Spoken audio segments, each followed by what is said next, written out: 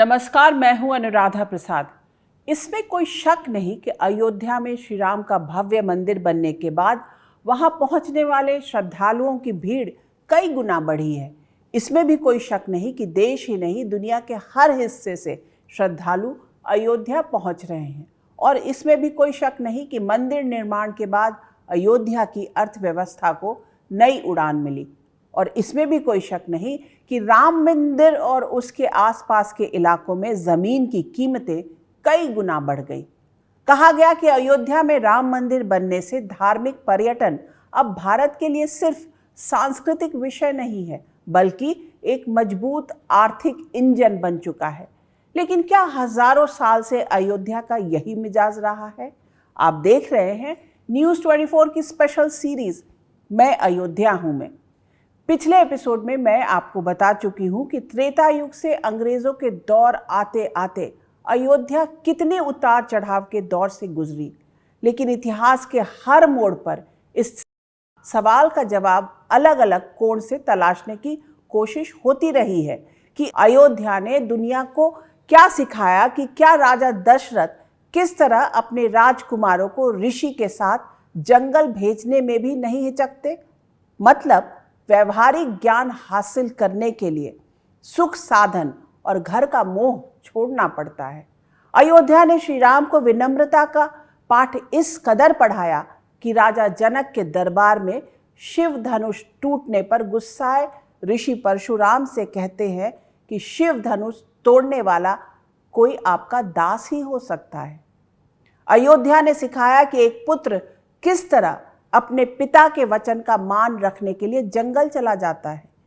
यह अयोध्या से निकला संस्कार है, जिसमें सीता हरण के बाद अपनी समस्याओं से लड़ने के लिए श्री राम अपने किसी परिचित या रिश्तेदार से मदद नहीं मांगते, बल्कि जंगल में मौजूद बंदर भालू की सेना तैयार कर जंग लड़ते हैं।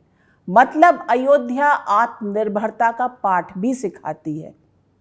ये अयोध्या से निकला ही दर्शन है, जिसमें श्री राम रावण वध के बाद लंका का राजपाट विभीषण को सौंप देते हैं। लेकिन पिछले 4-5 दशकों से अयोध्या की चर्चा वहां के जर्रे जर्रे से निकले वाले संदेशों की वजह कम और राजनीतिक वजहों से अधिक हो रही है। ऐसे में आज मैं आपको बताने की कोशिश करूंगी कि अयोध्या किस तरह भारत में चुनावी राजनीति की धुरी बनी। विनम्रता और त्याग का पाठ सिखाने वाली अयोध्या को किसने आक्रामक और संघर्ष क्षेत्र में बदल दिया।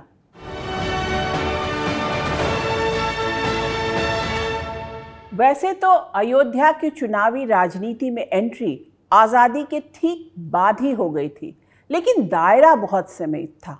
श्री राम और अयोध्या आस्था के केंद्र में रहे। इमरजेंसी के बाद जनता पार्टी की सरकार और उसके बाद फिर इंदिरा गांधी की प्रचंड बहुमत से सत्ता में वापसी से हिंदूवादी ब्रिगेड फिर चुनावी राजनीति में किनारे लग गई। साल 1980 में भारतीय जनसंघ की गर्भ से बीजेपी का जन्म हुआ, जिसके नेता अटल बिहारी वाजपेयी, लाल कृष्ण आडवाणी और मुरली मनोहर जोशी थे। विश्व हिंदू परिषद लगातार अयोध्या के मुद्दे को उठा रहा था।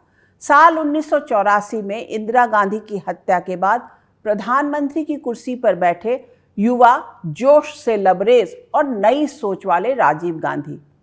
हिंदूवादी ब्रिगेड समझ नहीं पा रहा था कि कांग्रेस के खिलाफ सियासत की गाड़ी को किस ईंधन से आगे बढ़ाया जाए।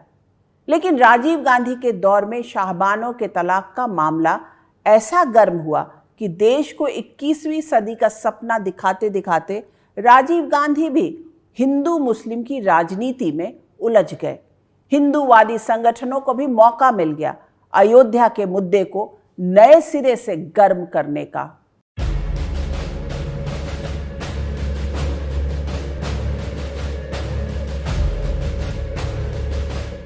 अक्टूबर 1985 को उडुपी के धर्म संसद में ऐलान किया गया कि 8 मार्च 1986 तक रामलला के मंदिर का ताला नहीं खोला गया तो 9 मार्च 1986 से ताला खोल आंदोलन ताला तोड़ आंदोलन में बदल जाएगा। ऐसे में केंद्र में बैठी राजीव सरकार की बेचैनियां बढ़ गईं। अयोध्या को करीब से कवर करने वाले वरिष्ठ पत्रकार हेमंत शर्मा ने अपनी किताब युद्ध में अयोध्या के 264वें पेज पर राजीव गांधी और अरुण नेहरू के बीच बातचीत का जिक्र किया। अरुण नेहरू ने राजीव गांधी से कहा, विश्व हिंदू परिषद अयोध्या में राम जन्मभूमि का ताला खुलवाने के लिए देश भर में रथ यात्राएं निकाल रही है। उसने ऐलान किया है कि फला तारीख तक ताला नहीं खुला तो ताला खोल आंदोलन को ताला तोड़ आंदोलन में बदल दिया जाएगा। तो राजीव गांधी ने पूछा, तो क्या ताला खुल सकता है? अरुण नेहरू ने कहा, इसमें मुझे कोई दिक्कत नहीं दिखलाई पड़ती, क्योंकि ताले का मूल मुकदमे से कोई ताल्लुक नहीं, उसे प्रशासनिक कारणों से लगाया गया। जिलाधिकारी ने अदालत से कहा, प्रशासनिक लिहाज से ताला बंद रहना चाहिए तो बंद हो गया।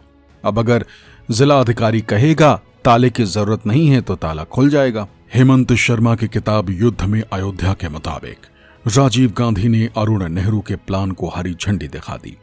ये तो हुआ हेमंत शर्मा का दावा। वही मौजूदा रिकॉर्ड के मुताबिक फैजाबाद कोर्ट में उमेश चंद्र पांडे नाम के वकील ने याचिका दाखिल की विवादित स्थल पर लगा ताला खुलवाने के लिए। इस मुकदमे की सुनवाई कर रहे थे जिला जज कृष्ण मोहन पांडे। तब फैजाबाद के डीएम थे इंदु कुमार पांडे और एसएसपी कर्मवीर सिंह। सुनवाई के दौरान जज केएम पांडे ने फैजाबाद के डीएम और एसपी से पूछा, क्या याचिकाकर्ता की अपील पर ताला खोलने में कोई परेशानी है? क्या कानून व्यवस्था को लेकर कोई दिक्कत हो सकती है? जवाब में डीएम इंदु कुमार पांडे ने कहा, मुस्लिम समुदाय के सदस्यों को विवादग्रस्त स्थल पर नमाज पढ़ने की इजाजत नहीं है, उन्हें वहां जाने की भी इजाजत नहीं है। ताले खुल जाने से कानून और व्यवस्था की कोई समस्या खड़ी होने की संभावना नहीं है। ये परिसर का अंदरूनी मामला है। तो फैजाबाद के एसएसपी कर्मवीर सिंह ने अदालत को भरोसा दिया, ताला लगाया जाए या नहीं, हर स्थिति में शांति व्यवस्था कायम रखी जा सकती है। इसके बाद जज कृष्ण मोहन पांडे ने अपने फैसले में लिखा, प्रतिवादियों को निर्देश दिया जाता है कि वो तुरंत ओ तथा पी द्वारों को खोल दें। वो आवेदक तथा समस्त समुदाय के सदस्यों द्वारा दर्शन व पूजा में कोई प्रतिबंध न लगाएं या बाधा न खड़ी करें। फैजाबाद कोर्ट के इस फैसले के करीब 40 मिनट के भीतर ही विवादित स्थल पर पिछले 3 दशकों से लगा ताला खुल गया। ताला खुलवाने वाले वहाँ पर कांग्रेस के रिजीम में वहाँ का ताला खुला, लेकिन उसको क्रेडिट नहीं मिला। वहाँ मूर्ति जो वहाँ पर रामलला स्थापित किए गए वो भी कांग्रेस के रिजीम में रहा। तो चर्चा में तो रहा अयोध्या, हमेशा राजनीतिक दल भी चर्चा में रहे, लेकिन फ़र्क इतना सा रहा कि कांग्रेस ने वह रामलला को वहाँ बैठाया भी, कांग्रेस ने वहाँ के ताला भी खुलवाया, लेकिन उसको हाईजैक भारतीय जनता पार्टी ने कर लिया। जब 1986 की घटना हुई तो ये कहा गया कि तत्कालीन प्रधानमंत्री राजीव गांधी ने एक बड़ा बोल्ड स्टेप लिया है और समाज के बड़े वर्गों में कहा गया, बताया गया, बल्कि स्वीकार किया गया कि एक ऐसा कदम है जिसकी प्रशंसा होनी चाहिए। लेकिन बाद में कांग्रेस की पॉलिसीज, कांग्रेस की सोच उससे अलग हुई, उससे विलग हुई, उसके उल्टे हुई और कांग्रेस उसका नतीजा आज तक भुगत रही है। देश की राजनीति हिंदू मुस्लिम सेकुलर कम्युनल के खांचे में तेजी से बढ़ती जा रही थी। धीरे धीरे 1989 में लोकसभा चुनाव का समय भी आ गया। राजीव गांधी ने अपने चुनाव अभियान की शुरुआत अयोध्या से की और राम राज्य लाने का वादा किया, लेकिन कांग्रेस को लोकसभा चुनावों में इसका कोई खास फायदा नहीं मिला। साल 1989 में आम चुनाव में दिल्ली में सत्ता का मिजाज फिर बदला। प्रचंड बहुमत वाली सरकार की जगह गठबंधन सरकार बनी। राजीव गांधी की जगह विश्वनाथ प्रताप सिंह प्रधानमंत्री की कुर्सी पर थे। उनकी प्रधानमंत्री वाली कुर्सी गठबंधन के कई पायों पर टिकी हुई थी। ऐसे में वीपी सिंह ने अपने विरोधियों पर बढ़त बनाने के लिए मंडल कमीशन की रिपोर्ट लागू करने का फैसला किया। इसके बाद अगड़े पिछड़े की राजनीति में नए सिरे से फील्डिंग बिछाने का काम शुरू हो गया। आरक्षण की गर्म हवा में बीजेपी को अपनी सियासी जमीन खिसकती दिखाई दी। ऐसे में बीजेपी नेताओं ने अपने राजनीतिक गुब्बारे में धर्म की हवा भरनी शुरू कर दी। नारा लगने लगा, वो जात पात से तोड़ेंगे, हम धर्म संस्कृति से जोड़ेंगे। बीजेपी के लाल कृष्ण आडवाणी सोमनाथ से राम रथ पर सवार होकर यात्रा पर निकल गए।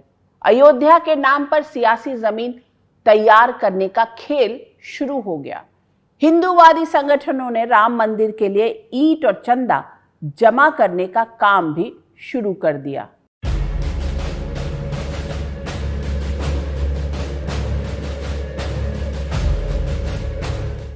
पच्चीस सितंबर 1990 यही वो तारीख है जब लाल कृष्ण आडवाणी सोमनाथ मंदिर में पूजा पाठ कर राम रथ पर सवार हुए। हर तरह की सुविधाओं से लैस एक मिनी बस को रथ का रूप दिया गया। करीब 10,000 किलोमीटर का रूट तय था। बीजेपी के छोटे बड़े नेताओं को क्षेत्रवार जिम्मेदारियां सौंपी गई। बजरंग दल को रथ यात्रा में अधिक से अधिक लोगों को जुटाने की जिम्मेदारी दी गई। आडवाणी के रथ के रफ्तार पकड़ते ही आरक्षण और मंडल की आवाज दबने लगी। अयोध्या में राम मंदिर निर्माण, राम जन्मभूमि को मुक्त कराने का संकल्प, इसने भारत की राजनीति की दिशा और दशा बदल दी। लंबे अरसे तक कांग्रेस ने राज किया इस देश में, उत्तर प्रदेश में, लेकिन जब से ये कमंडल की राजनीति जिसको कहते हैं, यानी अयोध्या आंदोलन सुर्खियों में आया, तो कांग्रेस जैसी पार्टी का उत्तर प्रदेश में सफाया हो गया और एक नए सिरे की राजनीति ने यहाँ जन्म लिया, जिसको हम धार्मिक आधार पर ध्रुवीकरण की भी संज्ञा देते रहे हैं। यानी एक जो कम्युनल आधार पर राजनीति को बांटने का सिलसिला शुरू हुआ, वो इसी अयोध्या से शुरू हुआ। भारतीय जनता पार्टी फर्श से और अर्श पर आने में मंदिर आंदोलन की अहम भूमिका रही है, राम मंदिर की। उसके बाद हिंदुत्व, राष्ट्रवाद, ये सब चीज़ें हैं, ये तो पहले भी कहते रहे, लेकिन अगर मैं उसको मेरे नज़रिए से जो मंदिर का मुद्दा था, उसने राष्ट्रवाद की उसकी अवधारणा को और हिंदुत्व की अवधारणा को प्रबल करने का काम किया और वो एक देशव्यापी बड़ा आंदोलन बरसों तक चला। और जब ये उसमें सफलता मिली तो उसने ही 14 में भारतीय जनता पार्टी को सरकार एब्सोल्यूट मेजॉरिटी में लाके सत्ता में लाके खड़ा कर दिया। भाषणों में आडवाणी मंडल को हिंदुओं को आपस में बांटने वाला करार देने लगे। वो जनता दल पर भी हमला करते और कांग्रेस पर भी। बीजेपी नए राजनीतिक विकल्प के तौर पर मजबूत होने लगी। लोग कहते हैं कि आप अदालत का फैसला क्यों नहीं मानते? अदालत क्या इस बात का फैसला करेगी कि यहां पर राम का जन्म हुआ था कि नहीं हुआ था? आपसे तो इतनी आशा है, बीच में मत पड़ो, रास्ते में मत आओ, क्योंकि ये जो रथ है, लोक रथ है, जनता का रथ है, जो सोमनाथ से चला है और जिसने मन में संकल्प किया हुआ है कि 30 अक्टूबर को वहां पर पहुंच करके कार सेवा करेंगे और मंदिर वहीं बनाएंगे, उसको कौन रोकेगा? कौन सी सरकार रोकने वाली है? आडवाणी का रथ तेजी से आगे बढ़ता जा रहा था। कई जगहों पर सांप्रदायिक हिंसा भी हुई, लेकिन बीजेपी ने सांप्रदायिक हिंसा की खबरों को नकार दिया या कोई अहमियत ही नहीं दी। चाहे 86 की घटना हो, चाहे 1949 की घटना हो, इन घटनाओं ने राम के प्रति जो पुरातन काल की सोच थी, भावनात्मक सोच थी, जो आस्था की सोच थी, उसको बलवती किया। और इसी क्रम ने धीरे धीरे पूरे प्रदेश में, पूरे देश में एक राममय वातावरण तैयार करने की पृष्ठभूमि बनाई, जिसका पॉलिटिकल फायदा भारतीय जनता पार्टी को मिला। जाहिर सी बात है, कांग्रेस को इसका नुकसान हुआ। प्रधानमंत्री की कुर्सी पर बैठे वीपी सिंह खतरे को महसूस तो कर रहे थे, पर कुछ खास कर नहीं पा रहे थे। आडवाणी को भरोसा था कि वीपी सिंह उन्हें गिरफ्तार करने की हिम्मत नहीं करेंगे, क्योंकि वीपी सिंह की सरकार बीजेपी के दम पर चल रही थी। आडवाणी सीधे अयोध्या की ओर देख रहे थे। बिहार होते हुए आडवाणी की रथ यात्रा यूपी की सीमा में घुसने वाली थी। पूरे देश में राम लहर चल रही थी। आडवाणी की रथ यात्रा पटना होते हुए समस्तीपुर पहुंच चुकी थी। वहां से आडवाणी देवरिया यानी यूपी की सीमा में दाखिल होने वाले थे। तब बिहार के मुख्यमंत्री की कुर्सी पर थे लालू प्रसाद यादव। 23 अक्टूबर 1990, समस्तीपुर, बिहार। लालू प्रसाद यादव के आदेश पर बिहार पुलिस ने समस्तीपुर सर्किट हाउस में आराम कर रहे आडवाणी को गिरफ्तार कर लिया। इधर आडवाणी के रथ का पहिया रुका, उधर बीजेपी ने वीपी सिंह सरकार से समर्थन वापस ले लिया। वीपी सिंह की सरकार गिर गई। आडवाणी की रथ यात्रा से बीजेपी के लिए मजबूत राजनीतिक जमीन तैयार हो चुकी थी।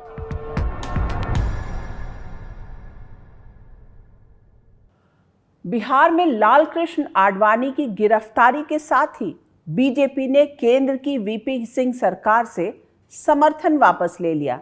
वीपी सिंह सरकार मुंह के बल गिर गई, लेकिन अयोध्या की गूंज भारत के हर हिस्से में सुनाई देने लगी।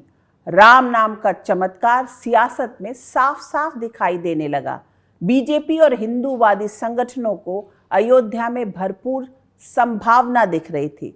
देश भर से राम भक्तों का सैलाब अयोध्या पहुंचने लगा।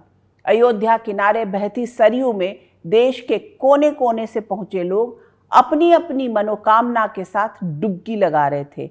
इसमें राम भक्त भी थे, हिंदूवादी संगठनों के कार्यकर्ता भी। वो साल था 1990 का और महीना नवंबर का। तब उत्तर प्रदेश के मुख्यमंत्री की कुर्सी पर थे मुलायम सिंह यादव। उनकी सरकार ने फैजाबाद में कार सेवकों की एंट्री पर रोक लगा दी थी। अयोध्या में कार सेवकों और प्रदर्शनकारियों को तितर बितर करने के लिए पुलिस ने गोलियां चलाई, जिसमें कई कार सेवक मारे गए। अयोध्या में कार सेवकों पर फायरिंग के बाद मुलायम सिंह मुसलमानों के नए रहनुमा के तौर पर उभरे। उन्हें पॉलिटिकल पंडितों ने नया नाम दिया, मुल्ला मुलायम। 1990 के दशक की शुरुआत में ही अयोध्या राजनीति का नया लॉन्च पैड बन गई। श्री राम नाम का चमत्कार बीजेपी को यूपी समेत देश के कई राज्यों में साफ साफ दिखा। यूपी की कमान अब कल्याण सिंह के हाथों में थी। मुख्यमंत्री की कुर्सी पर बैठने के कुछ दिनों बाद कल्याण सिंह अपने मंत्रियों के साथ अयोध्या पहुंचे और राम मंदिर बनाने की शपथ ली। वहीं दूसरी ओर अयोध्या में मंदिर निर्माण को लेकर वीएचपी, बजरंग दल और बीजेपी ने मिलकर सुनामी तैयार करना शुरू कर दिया। मुख्यमंत्री बनते ही कल्याण सिंह ने अयोध्या में राम मंदिर निर्माण को लेकर अपना इरादा साफ कर दिया। मुख्यमंत्री की अध्यक्षता में पर्यटन विभाग ने विवादित ढांचे के ठीक सामने 2.77 एकड़ जमीन का अधिग्रहण किया। सरकार की दलील थी कि इससे अयोध्या में पर्यटन को बढ़ावा मिलेगा, लेकिन कुछ दिनों बाद ही अधिग्रहण की गई जमीन राम जन्मभूमि न्यास को सिर्फ ₹1 की लीज पर दे दी गई। कहा जाता है कि वीएचपी के अशोक सिंघल की अगुवाई में हिंदूवादी संगठनों का एक दल मुख्यमंत्री कल्याण सिंह से मिला और विवादित ढांचे के बाहर लगे बैरिकेड्स हटाने की मांग की। दलील दी गई कि पुलिस बैरिकेड्स की वजह से कार सेवकों को रामलला के दर्शन और पूजा पाठ में दिक्कत आती। इस बीच राज्य सरकार से मिली जमीन समतल करने का काम शुरू हो गया। आरएसएस की मदद से वीएचपी और बजरंग दल ने एक 40 दिन लंबा बजरंग रुद्र महायज्ञ का आयोजन किया। देश के कोने कोने से यज्ञ के लिए अयोध्या पहुंचे कार सेवकों के ठहरने के लिए कार सेवकपुरम बनाया गया। मुस्लिम संगठनों ने पहले ही कल्याण सिंह सरकार के जमीन अधिग्रहण के फैसले का विरोध किया। मामला कोर्ट में पहुंचा।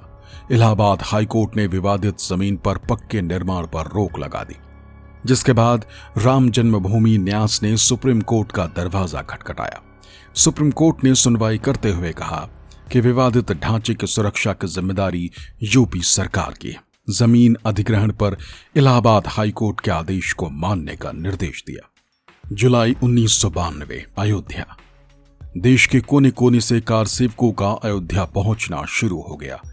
कार सेवक अयोध्या में चतुर्मास और एक ऐसी जगह चबूतरे के निर्माण के इरादे से पहुंच रहे थे जहां निर्माण कार्य पर कोर्ट की ओर से मनाही थी। कल्याण सिंह सरकार की ओर से पुलिस को बल प्रयोग नहीं करने के सख्त आदेश दिए गए थे। प्रधानमंत्री की कुर्सी पर बैठे नरसिम्हा राव की मुश्किल ये थी कि अगर बाबरी ढांचे के सामने अधिग्रहण की गई जमीन पर कार सेवक चबूतरा का निर्माण कर देते तो कोर्ट की अवमानना होती। वहीं कल्याण सिंह दलील दे रहे थे कि अगर चबूतरे का निर्माण कार्य रोका गया तो कार सेवक भड़क जाएंगे।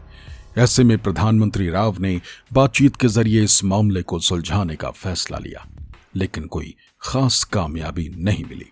30 अक्टूबर 1992 दिल्ली में धर्म संसद की बैठक हुई। वीएचपी ने धर्म संसद में ही अयोध्या मसले पर बातचीत टूटने का ऐलान कर दिया। साधु संतों के बीच वीएचपी ने अयोध्या में राम मंदिर निर्माण की मांग दोहराई।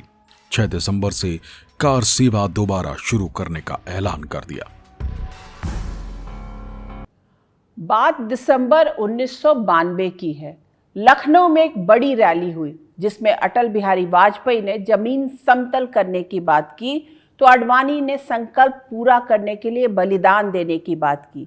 वीएचपी नेता अशोक सिंघल ने कहा कि कार सेवा सिर्फ भजन कीर्तन के लिए नहीं है बल्कि मंदिर का निर्माण कार्य शुरू करने के लिए है। दूसरी ओर अयोध्या में मौजूद कार सेवकों का जोश सुनामी में बदल चुका था। अयोध्या में पुलिस अफसरों को सूबे की सरकार ने सख्त हिदायत दी थी कि किसी कीमत पर गोली नहीं चलानी है। अयोध्या में करीब 2 लाख कार सेवक जमा थे।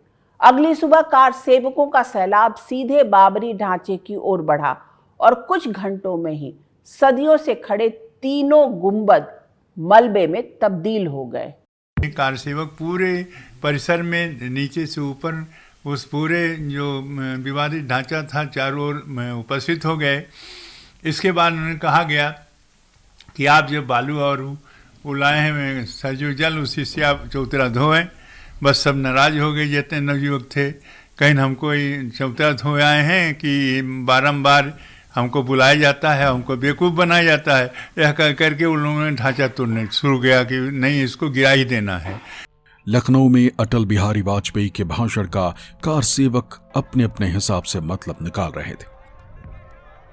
नुकीले पत्थर निकले, जमीन को समतल करना पड़ेगा। 6 दिसंबर की सुबह सुबह कार सेवकों का रेला और कवरेज के लिए अयोध्या में मौजूद पत्रकार विवादित ढांचे के पास पहुंच गए। आरएसएस के स्वयंसेवक वहां पहले से मौजूद थे। उन्होंने उस जगह को खाली करा लिया जहां चबूतरे पर कार सेवा होनी थी। 12:30-1 बजे पहले उत्तर वाला गुम्बज गिर गया, नीचे से खोद दिया, गिर गया। उसके बाद दक्षिण वाला बीच में रामलला थे। फिर जब दोनों गिर गए तो इसको तोड़ने लगे तो हमने कहा कि भाई उसमें रामलला है और लकड़ी के सिंहासन है उसे बैठे हैं, तो उसको अपने पुजारियों सहयोग पुजारियों को कार सेवकों के माध्यम से उसको हटवा दिया। तो आपने उनको रोका कि भाई यहाँ पर गुंबद मत तोड़िए, मंदिर रामलला विराजमान है, कहना है सब तोड़ना है, इसको सब हटाओ। तो उसको हटाया गया, हटा करके दूर किया गया और दूर करने के बाद उसको भी गिरा दिए। गिराते लगभग शाम के 7 बजते वो सब गिर गए। विवादित ढांचे की सुरक्षा में तैनात पुलिस वालों ने कार सेवकों को रोकने की कोई कोशिश नहीं की, तो वहां तैनात अफसर सीता रसोई की छत से बाबरी ढांचे को देख रहे थे। कार सेवकों ने बाबरी ढांचे के तीनों गुंबद गिरा दिए। कार सेवक पूरे जोर शोर से अपने काम को अंजाम दे रहे थे। केंद्र सरकार तक एक सेकंड की रिपोर्ट पहुंच रही थी और गृह मंत्रालय के अफसरों के जरिए प्रधानमंत्री नरसिम्हा राव के पास। केंद्रीय गृह मंत्रालय के अफसर प्रधानमंत्री के आदेश का इंतजार करते रहे, जो डोंट डिस्टर्ब की सख्त हिदायत के साथ एक कमरे में चले गए थे। बाबरी ढांचा गिरने के बाद कल्याण सिंह ने मुख्यमंत्री पद से इस्तीफा दे दिया। तब माधव गोडबोले देश के गृह सचिव की जिम्मेदारी संभाल रहे थे। कुछ साल पहले न्यूज 24 को दिए एक इंटरव्यू में माधव गोडबोले ने बताया था कि बाबरी गिराए जाने के तुरंत बाद क्या हुआ था। मंत्रिमंडल की बैठक हुई तब वो मीटिंग में ये तय हुआ कि राष्ट्रपति राजवट लागू की जाए। इसके पहले कुछ घंटे पहले कल्याण सिंह ने अपना इस्तीफा भेज दिया था। मंत्री प्रधान जी ने मुझे पूछा था तब कि ये इस्तीफा मान लेना चाहिए या नहीं, तो मैंने ये एडवाइस उनको दी थी कि बिल्कुल नहीं मान लेना चाहिए। अभी तो एक ही चीज हो सकती है कि राष्ट्रपति की राजवट वहां पर लागू की जाए और उसके लिए मंत्रिमंडल की सम्मति ली जाए। अब घंटा 2 घंटा 3 घंटा वो वहां पर मुख्यमंत्री रहेंगे तो उससे कुछ फर्क नहीं पड़ने वाला, क्योंकि ढांचा तो गिरा हुआ है। फैजाबाद में खड़ी सेंट्रल पैरामिलिट्री जवानों की कंपनियां स्थानीय मजिस्ट्रेट का इंतजार करती रहीं। कार सेवकों ने गिराए गए ढांचे की ओर आने वाले हर रास्ते को बंद कर दिया था। बिना किसी रोक टोक के कार सेवक अपना काम करते रहे। रामलला का एक अस्थायी मंदिर तैयार कर दिया गया।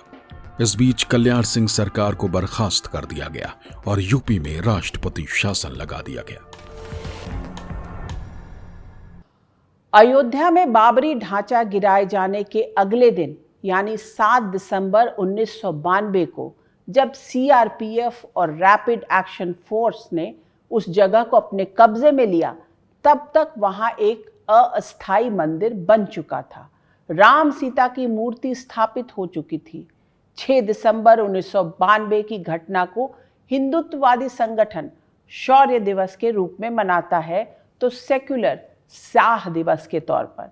लेकिन अयोध्या की उस तारीख पर श्री राम क्या सोचते होंगे, ये निकला मशहूर शायर कैफी आजमी की नज्म में। आजमी साहब लिखते हैं कि राम वनवास से जब लौटकर घर में आए, याद जंगल बहुत आया जो नगर में आए। रक्से दीवानगी आंगन में जो देखा होगा, 6 दिसंबर को श्री राम ने सोचा होगा, इतने दीवाने कहां से मेरे घर में आए। इतना ही नहीं, कैफी आजमी आगे लिखते हैं, पांव सरयू में अभी राम ने धोए भी न होते कि नजर आए वहां खून के गहरे धब्बे। पांव धोए बिना सरयू के किनारे से उठे, राम ये कहते हुए अपने दुआरे से उठे, राजधानी की फजा आई नहीं रास मुझे, 6 दिसंबर को मिला दूसरा बनवास मुझे। ये तो हुई शायर और साहित्यकारों की बात। बाबरी ढांचा गिराए जाने के बाद देश के अलग अलग हिस्सों में हुई हिंसा, जिसमें निर्दोष लोगों की जान गई। अयोध्या को हर शख्स अपनी अपनी लेंस से देखता रहा। श्री राम की नगरी के नाम पर बहुत कुछ चलता रहा है। एक ओर अयोध्या में भव्य दिव्य राम मंदिर के लिए आंदोलन, दूसरी ओर अदालत में अयोध्या की लड़ाई, तीसरी ओर अयोध्या के नाम पर सियासत। अयोध्या के सियासी लॉन्च पैड से मंदिर आंदोलन से चमके कई चेहरे सत्ता में ऊंचे पायदान तक पहुंचे, पर अयोध्या जहां की तहां खड़ी रही। आज बस इतना ही। मैं अयोध्या हूं कि अगली किस्त में बात करेंगे कैसे बना अयोध्या में राम मंदिर। निष्पक्ष खबरों के लिए आप देखते रहिए न्यूज़ 24। नमस्कार।